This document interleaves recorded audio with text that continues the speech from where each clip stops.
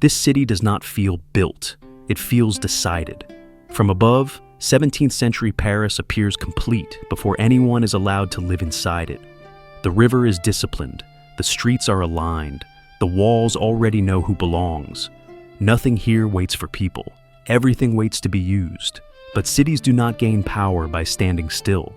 They gain power by directing movement. Bridges pull bodies where they can be seen. Rivers turn labor into routine. Crowds form where circulation slows, not where community gathers. Paris learns to function before it learns to care. As movement hardens, space begins to instruct. Proximity becomes privilege. Distance becomes destiny. From above, the city looks unified.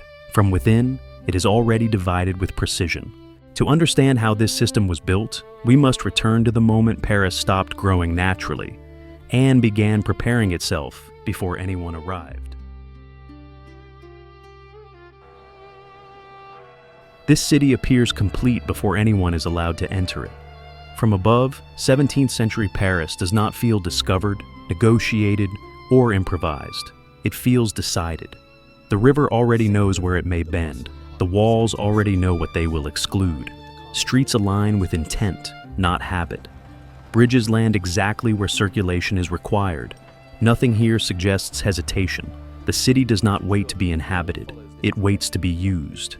This aerial calm is the first deception, and it is a dangerous one.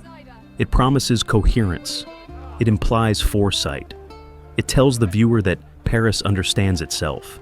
But cities do not understand themselves. They are instructed. Paris in the early 1600s marks a shift away from medieval growth towards something colder and more deliberate. This is no longer a city expanding because people arrive. It is a city preparing space so people must adapt. Walls define belonging before footsteps do. Districts are implied long before they are named. Power precedes population. What looks like order is not harmony. It is anticipation. The map does not follow life. Life is forced to follow the map. From this height, Paris resembles a system rather than a settlement. The Seine is not scenery. It is a boundary and a spine. The Ile de la Cité anchors authority at the center like a weighted pin. The left and right banks stretch outward, not freely, but within limits that have already been negotiated by power. Everything has a role. Everything has a position. People will come later to fill these spaces, but they will not decide them. This way of seeing matters because it reverses causality. The city does not grow because communities form.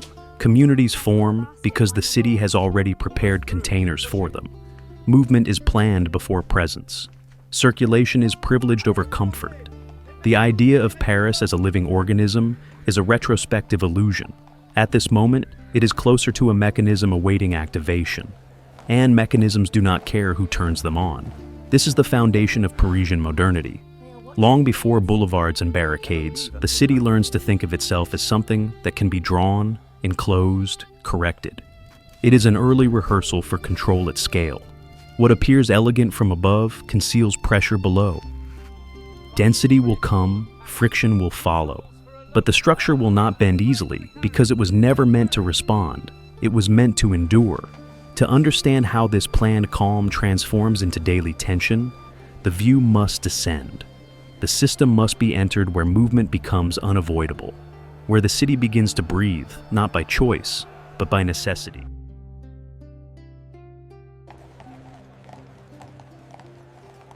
Once the city is entered, its priorities become unmistakable. Paris does not reveal itself through monuments first. It reveals itself through movement. Bridges pull bodies across water with mechanical insistence. Quays absorb cargo with practiced indifference. Markets form where circulation slows, not where community gathers. From street level, the city's true design logic emerges. Everything exists in relation to flow. The Pont Neuf is not merely a crossing, it is a filter. It gathers merchants, beggars, performers, soldiers, gossip, and money into a single observable stream. Here, circulation becomes routine. News travels faster than intention. Coins change hands before names are learned. The bridge does not connect neighborhoods, it compresses them. It trains the city to move where it can be seen. Along the Seine, labor replaces symbolism. Barges arrive heavy and leave light. Crates stack, dissolve, and vanish into warehouses. Bodies bend to weight. The river does not care who benefits from this exchange, only that it continues. Paris eats through its quays. It survives through repetition. The city's pulse is not felt in churches or gardens, but in the relentless rhythm of unloading, hauling, and departure. What is striking is how little this movement belongs to the people performing it. Workers appear as extensions of infrastructure, not as agents. Their labor confirms the system's efficiency, not their own security. They are present everywhere, yet visible nowhere in the city's self-image. Paris functions whether they are acknowledged or not. This is the quiet violence of circulation. It requires bodies, but does not remember them. Movement precedes meaning here. Before anyone asks who belongs where, the city decides who must pass through. Before identities solidify, roots harden. Once paths are established, lives organize themselves around them. The city does not adapt to people. People adapt to momentum. This is why Paris feels controlled without appearing oppressive. Power does not need to shout when it can direct. By guiding movement, it shapes opportunity. By managing access, it defines survival. What looks like openness, the bridge, the river, the quay, is in fact a choreography. Everyone participates, few benefit equally. And yet, even this machine has limits. Where circulation intensifies, friction accumulates, crowds thicken, housing compresses, labor clusters at the edges of privilege. The system holds, but it strains. Pressure does not disappear, it migrates outward. To see where the city sends what it cannot absorb, one must follow the flow beyond the center, past the gardens and squares, past the symmetry, toward the margins where Paris begins to reveal who it is willing to push away. Paris in the 17th century does not merely reflect social hierarchy. It constructs it. Space becomes instruction. Proximity becomes privilege. Distance becomes destiny. The city teaches its inhabitants who they are by showing them where they may live, gather, and move. Power occupies the center with confidence. The palace stands heavy and unmoved, surrounded by space designed to be seen rather than used. Gardens stretch outward in disciplined lines, turning geometry into ideology. These are not places of rest, they are statements. They announce that order belongs to those who can afford to remain still.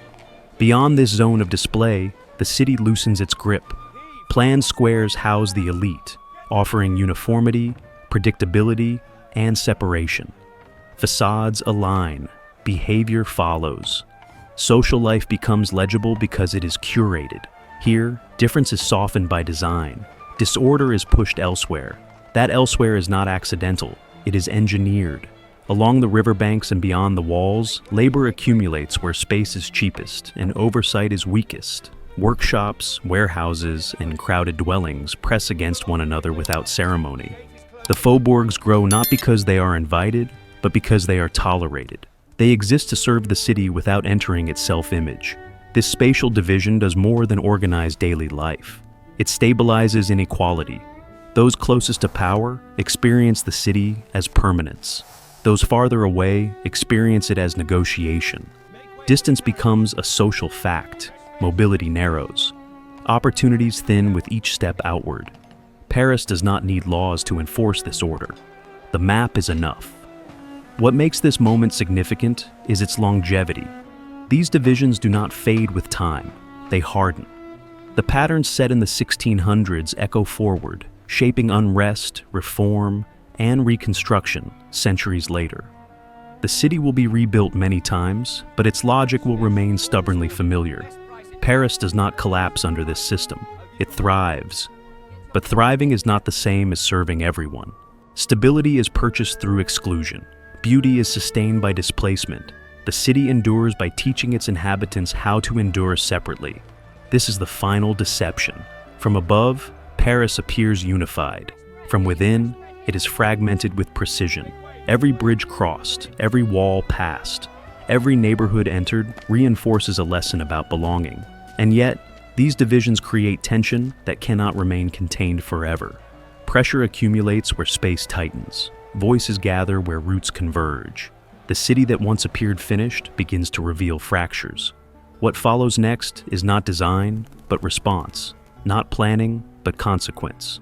And to witness that transformation, one must move forward in time, into a Paris that will no longer accept silence as structure.